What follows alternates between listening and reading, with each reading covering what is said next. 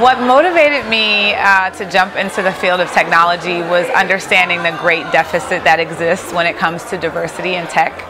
I've previously served as an activist, and I think I still am an activist, just in a different space. So being able to take my activism and bring it into technology, leveraging relationships and helping to make tech a more diverse and welcoming place that promotes belonging, not just inclusion, really giving people not just a seat at the table, but making them feel like they belong at the table is really what drew me into tech. It was in a lot of ways a frontier that was in need of that type of attention, and so I guess made myself tribute and decided to go from the streets into the corporate suites of tech.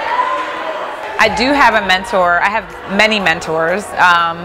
I would say my mentor actually is responsible for me working at Airbnb. She was contracted to help Airbnb think through some of its challenges that it had during Airbnb while Black, and in a lot of ways she is the person who helped me become comfortable with the idea and the notion of tech.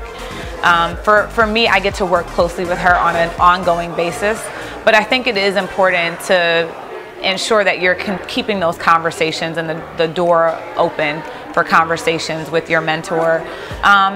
Making it less a one-way street. I think so often people think of mentors as like the go-to source for advice, but it's a relationship, and your mentor shouldn't feel like they're being used for your own personal gain. So making sure you're stewarding that relationship and it's not just a one-way street. And I think, honoring the advice. If someone's giving you sound advice and they're taking their time out of their busy schedule to give you advice, if you're gonna do it your own way, don't make that the tried and true. Like, take the advice, heed it, really think on it, and even if you do decide to go your own way, making sure you reach back out to your mentor and explain why and how you came to the decision. So it really is stewarding a relationship like you would any other. I would say in scaling my brand, again, I think everything goes back to relationships. I am someone who, because of personal relationships, have been offered lots of opportunities to do lots of different things, to be featured in magazines, to be featured on television shows, to host television shows. And I think a lot of that was not necessarily anything I did in particular. I don't have a publicist. I don't have someone who is pitching me for these things, but it really is about relationships and nurturing your relationships. Also sort of making sure that your public-facing brand also represents what you actually do. So there's the whole fake it till you make it, and I think that exists, and there's a space for that, but you can't pretend to be an expert on certain things if you actually haven't done the work. And so, really speaking authentically to what you know and what you can speak to, and really honing in on that. So I think when it comes to capital, so often we think about just the traditional venture capitalists. And right now that's like the financing du jour, method. I come out of microfinance, so I think we have neglected that as an option here in the U.S., where I think it could be something that we should be thinking about.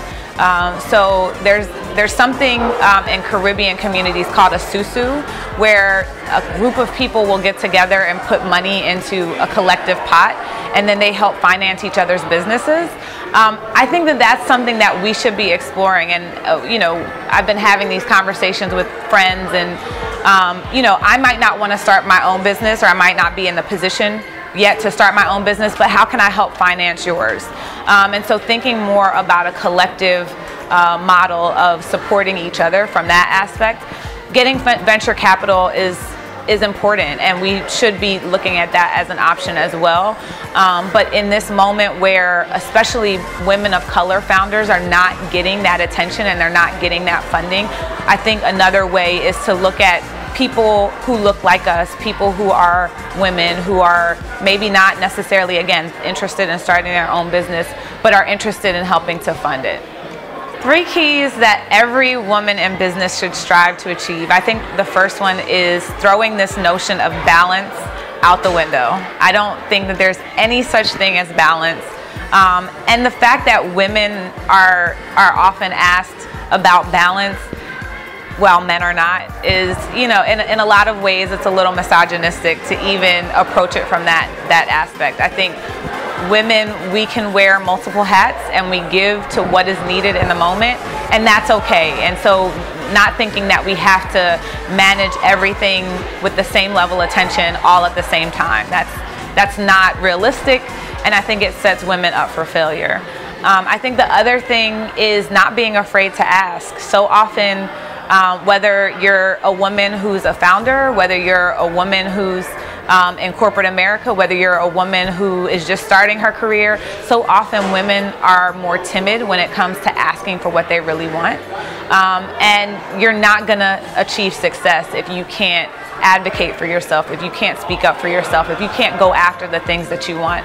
So making sure that you are really attacking every opportunity with the same veracity that you would if, you know, if there was $1 million up for grabs and it was right there. You just got to go for it. And I think the third is self-care. Self-care is so important.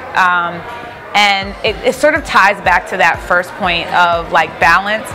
There's no such thing as balance, and we're never going to be able to achieve a level of balance that provides that everything is going to have the same level of attention. But we have to make sure that we are a priority among all of the other priorities that we're thinking about. So whether it's taking some downtime just to meditate 20 minutes a day, or whether it's going for a weekly or monthly massage, self-care is so important, especially for women who are starting their own businesses, because that grind is so real, and so often you're just so focused on getting your business to the next level. And we don't want to see your business go to the next level and you be run down and not be able to see that vision through. So really taking care of yourself is extremely important. Janaye Ingram, Director of National Partnerships, Airbnb.